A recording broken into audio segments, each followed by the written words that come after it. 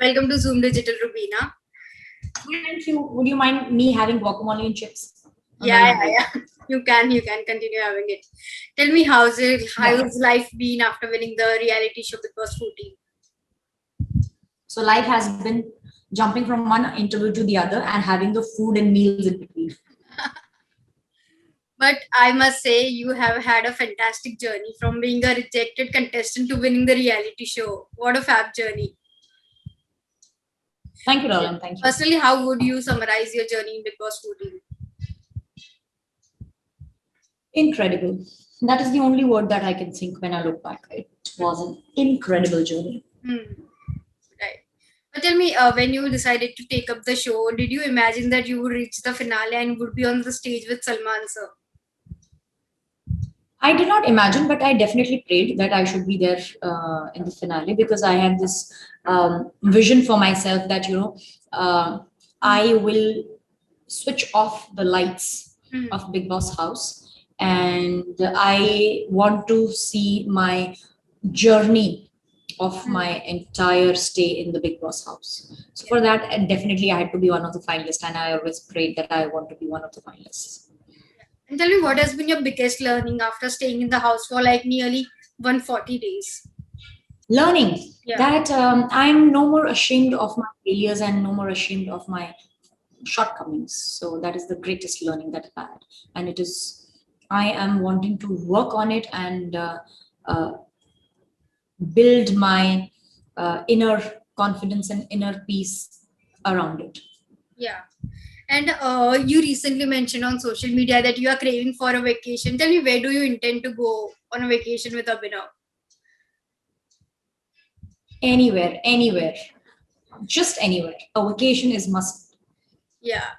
And obviously, when you guys were in the show, you and Abhinav, many contestants felt that you guys had an advantage of being together. Personally, how do you feel? Were you guys at an advantage, or was that a disadvantage? It had both the sides, so advantage and disadvantage, but more of a disadvantage because our relationship was any which ways going through that very fragile period, and having your partner, having your private life on a public forum, you are subjecting it to so much of, judgments, and so much of things would be thrown upon you, and you any which ways are very sensitive about your relationship. So it's more of a disadvantage because then.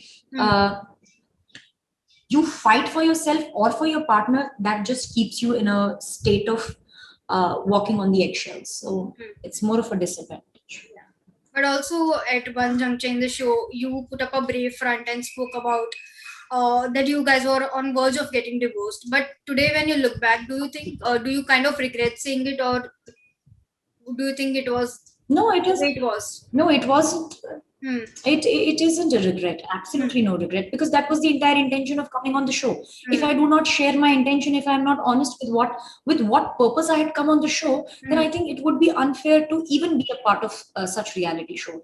So with no drama, with no facade, with no mask, I've always had my intentions unfiltered.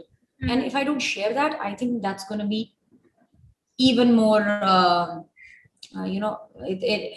unjustified for a contestant to be on the show. Yeah. But tell me, how do you think Bigg Boss has kind of helped strengthening your relationship with Abhinav?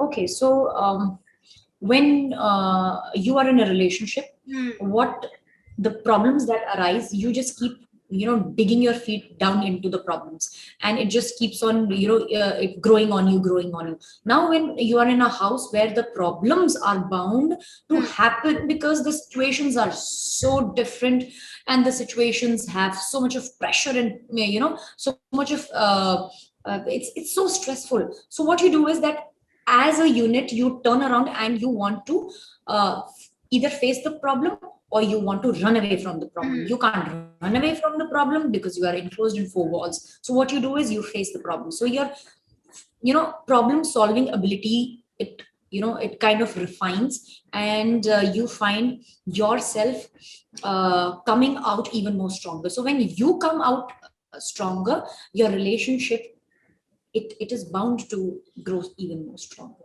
Right. And in one of your interviews, you mentioned that you guys would have a second wedding. Tell me, how would you want it to be like? Absolutely. I want to have a white wedding. I love beaches. So we've had our Indian authentic way of rituals and ceremonies that we've had on our actual wedding. But for a white wedding, I have all my dreams about. So let's see. And looking back at your Bigg Boss voting journey, which moment would you consider was your highest and which one was the lowest? My whole journey was, with the highs and lows. So there is nothing particular that I can, quote. And I can also not say कि कुछ दिन ऐसे थे जो बिल्कुल flat गए. मतलब everything was up and down and up and down. So nothing fresh that comes top of my head. Yeah, right. But you were great friends with Jasmin in the beginning, and then things turned kind of sour between you two. You tried to extend an olive branch. Do you think your efforts went in vain somewhere? That's who I am, and I don't put efforts thinking whether it will be fruitful or it will go in vain. So I've done my best, and I'm just happy with that fact. Do you think somewhere the kind of rapport you share with Jasmin will affect the kind of equation that you have with Aly? No, it will not, unless or until he thinks the other way. But from my side, it will always be independent of what I share my relationship with Jasmin. Yeah. And also, you had this bitter, sweeter kind of equation with Rahul throughout the show, but you guys kind of were at the hatchet towards the end. But tell me, what was the reason that caused the friction between you two? I think our two different state of minds, which did not find a mutual ground. So personality difference. Yeah. And Nick, of course, you formed a great equation with Nikki. She considers you as an elder sister. So, what would be the best advice that you would give to her? Your hard-working spirit should always remain the same, and always focus on building your personal and professional life together. Yeah, absolutely. Now, let me tell you from your very first show, Choti Bahu, to Bigg Boss 14. How do you look back at your journey in the TV industry? Full of roller coaster rides. I mean, had I not seen great days and then bad days and then back great days and then okay days and not so okay days, I wouldn't have been the person I am today. So every experience has added to a cumulative, cumulative understanding of mine how life should be, and at every stage I've had my learning lesson, and I wish to continue to learn, even taking my career ahead. Yeah. And on the work front, where can we see you next? Would you plan to venture into web space as well? I'm an artist who has always believed that medium does not matter to me. So for me, it is more when I say I would want to showcase my talent. I would want to serve my audience with the skill that I have, and I keep on polishing irrespective of medium. So medium can be anything.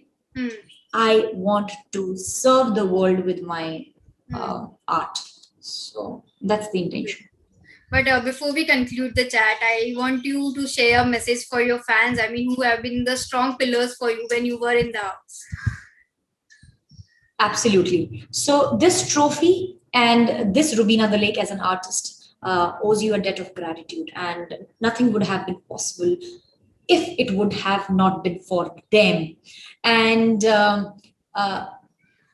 my pure intention of connecting with you guys, I mean, media has played the most important role in connecting me and my fans together. So my intention of personally giving my time and my energy to each and every media interaction solely lies in the heart, where I say that I want to reach to each one of you and say thank you and how much you mean to me. So thank you.